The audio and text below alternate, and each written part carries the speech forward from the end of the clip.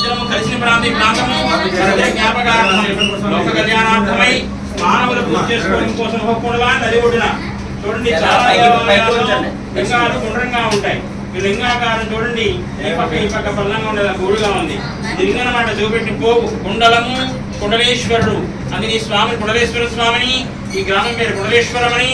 ఇక్కడ ప్రవహించే నది పేరు వృద్ధ గోదావరి గోదావరి పేరు వృద్ధ గోదావరి.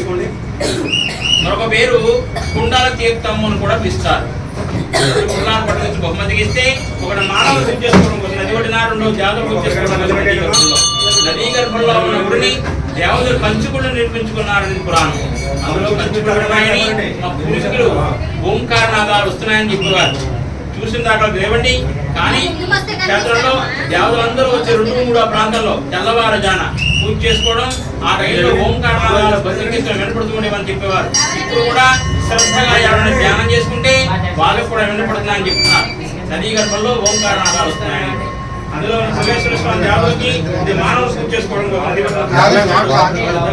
ప్రతిష్ఠ అయింది. నదిలో స్నానం చేశాడు. జయగారు వృద్ధాప్యం పోయి యవ్వన వయసు వచ్చింది. క్షేత్రం అంటే కూడా ముసలివాడు కూడా క్షేత్రంలో స్నానం చేయడం వల్ల యవ్వన వయసు వస్తుందని క్షేత్ర మహత్యం. ఇది గౌతమి గ్రంథంలో 15వ శ్లోకంలో చెప్పబడింది.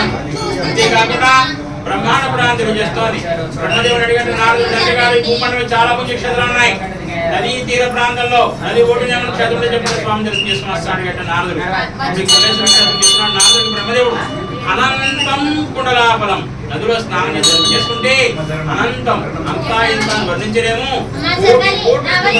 చెప్పగా నారదుడు వచ్చి నదిలో స్నానం చేసి నదిలో ఉన్న కుండలేశ్వర స్వామి అభిషేకం చేసుకుని మళ్ళా పైకి వచ్చి ఈ స్వామి పూజ చేస్తున్నాడు నారదుడు అని చెప్పి బ్రహ్మాండ పురాణం తెలియజేస్తోంది.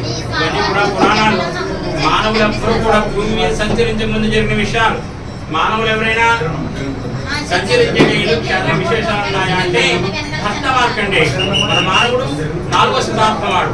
ఆయుష్ 16 సంవత్సరాలు.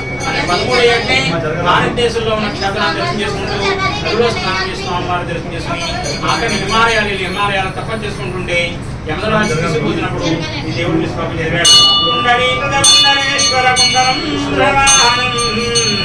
కుండలాకారంలో వృషభాహుడమై అనగా నంది